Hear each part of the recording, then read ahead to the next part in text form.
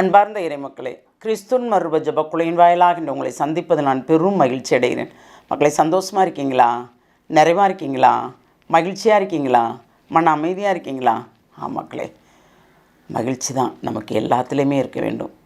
பாடுகளிலும் துன்பங்களிலும் நம்ம சிரித்த முகம்தான் பிறருக்கு தெரிய வேண்டுமே ஒழிய நம் துயரங்கள் தெரியக்கூடாது, இல்லையா? சோர்வு இருக்கலாம், உடல் சோர்வு இருக்கலாம், அது மனித இயல்பில் நமக்கு இருக்கும், இல்லையா? அதை என்ன செய்ய முடியும் நாம்? ஆனால் எப்பொழுதும் முகமலர்ச்சியோடு நாம் இருக்க வேண்டும்.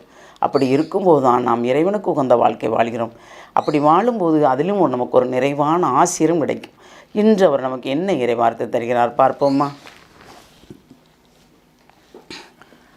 இறைவாக்கினர் மீகா எழுதிய நூல் அதிகாரம் 6 இறை வார்த்தை 1-3 முடிய. ஆண்டவர் கூறுவதை கேளுங்கள். நீ எழுந்து மலைகளுக்கு முன்னிலையில் உன் வழக்கை சொல். குன்றுகள் உன் குரல் ஒளியை கேட்கட்டும். மலைகளே, மண்ணுலகின் நிலையான அடித்தளங்களே, ஆண்டவரின் வழக்கை கேளுங்கள். ஆண்டவருக்கு தம் மக்களோடு வழக்கு ஒன்று உண்டு. இஸ்ராயலோடு அவர் வாதாடப் போகின்றார். என் மக்களே, நான் உங்களுக்கு என்ன செய்தேன்? எதில் நான் உங்களை துயரடைய செய்தேன்? எனக்கு மறுமொழி கூறுங்கள். Praise the Lord. ஏனென்றால் நாம் மனம் மாற மறுப்பதால் அவர் நமக்கு நன்மை தானே செஞ்சார். அதைத்தான் கேட்குறாரு. நான் உங்களை எதில் துயரடைய செய்தேன் அப்படின்னு கேட்குறாரு பாருங்கள். அப்போ இறைவனுக்கும் நமக்கு ஒரு வழக்கு இருக்குது, இல்லையா? வழக்காட கூப்பிடுறாரு. அவர்கிட்ட நாம் வழக்காட முடியுமா? படைத்தவரிடம் வழக்காட முடியுமா? நீரையும் நிலத்தையும் படைத்தவர் அவர். அதை ஆளும்படி நம்மளை செய்தவர் அவர். அவரிடம் வழக்காட நமக்கு என்ன இருக்கிறது? அவரை பேச முடியுமா நாம்? சொல்லுங்கள். அப்போ நம்ம எந்த அளவுக்கு இருக்கிறோம், எப்படி இருக்கிறோம்? அவர் என்ன கூப்பிடுறாரு பாருங்கள். மலைகளுக்கு முன்னிலையில் உன் வழக்கை சொல். குன்றுகள் உன் குரல் ஒளியை கேட்கட்டும். நம்ம பேசுகிறத இப்போ நீதிமன்றத்தில் போய் நம்ம பேசுனா அந்த ஒருத்தர் பேசுகிறத கேட்கும்போது இன்னொருத்தர் தடுத்துட்டு இருப்பாங்க, இல்லையா? பேசவே விட மாட்டாங்க அந்த மாதிரி. ஆனால் இறைவன் சொல்கிறாரு, கேளுங்க, நீங்கள் என்கிட்ட பேசுங்க, எல்லாமே கேட்கட்டும். நான் படைத்த படைப்பின் அனைத்துமே கேட்கட்டும்.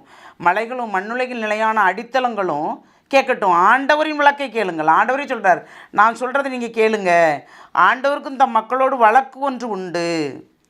அவர் நம்மளோடு வாதாட போகிறார். எல்லாரையும் தான் இறைவார்த்தையின்படி நாம் செய்த அனைத்துக்குமே அவர் கணக்கு கேட்க போகிறார். எப்படி இருக்கிறோம்? எந்த நிலையில் இருக்கிறோம்? அவர்கிட்ட கணக்கு சொல்ல முடியுமா? கணக்கு கேட்க நீங்கள் யாருன்னு கேட்க முடியுமா? பிறப்பும் இறப்பும் அவருக்கு சொந்தம். ஆனால் இப்போ பிறப்பை மனித கணக்கின்படி கணிச்சிடுறாங்க, இல்லையா? சிசேரியன் பண்ணி எடுத்துக்கிறாங்க. ஆனால் இறப்பு யாருக்கு தெரியும்? யாருக்குமே தெரியாது. நாம் இத்தனை ஆண்டு வாழ்வோன்னு கணக்கு போட்டிருப்போம். ஆனால் ஒரு நொடிக்கில் மரணம் நம்மளை தழுவிக்கொள்ளும். அதை என்றாவது ஒரு நாள் நாம் சிந்தித்திருக்கிறோமா? துயரம் வந்தால் மட்டும்தான் நாம் அதை சிந்திக்கிறோம், இல்லையா? அந்த நொடி பொழுது அனைத்தையுமே விட்டு விடுகிறோம். எப்படி இருக்கிறோம்? மனம் மாறுவோமா? சிந்திப்போமா? எல்லாம் வல்ல இறைவா, ஆண்டவரே, பொறுத்தருளும் ஆண்டவரே, எங்கள் பாவங்களை பொறுத்தருளும். ஏனென்றால் உம்மோடு வழக்காடவும் நீர் எங்களோடு வழக்காடவும் தகுதியற்றவர்களானோம் நாங்கள். ஆண்டவரே, இந்த தகுதியற்ற எங்களையும் உம்முடைய கருத்துக்கள் ஒப்புக் கொடுக்குறோம் ஆண்டவரே. இந்த தகுதியற்ற பாத்திரங்களை நீர் எடுத்து பயன்படுத்த வேண்டும். எங்கள் குற்றங்கள் குறைகள் அனைத்தையும் நீர் மன்னித்து ஆண்டவரே உமக்கு உகந்த பாத்திரமாக மாற்றி நீர் வடிவமைக்க வேண்டும் ஆண்டவரே. நாங்கள் எதில் குற்றம் செய்தோம் என்று அறியாதிருக்கிறோம் ஆண்டவரே. அதனால் எங்கள் குற்றங்களை எங்கள் கண்முன் நெறித்து அதற்குரியதிலிருந்து நாங்கள் விலகி உம்மோடு இணைந்து பயணிக்கும்படி எங்களை நீர் ஆசீர்வதிக்க வேண்டும் என்று உம்மை இறைஞ்சி மன்றாடுகிறோம். எங்கள் ஜெபங்களும் நல்ல பிதாவே. ஆமேன், ஆமேன், ஆமேன்.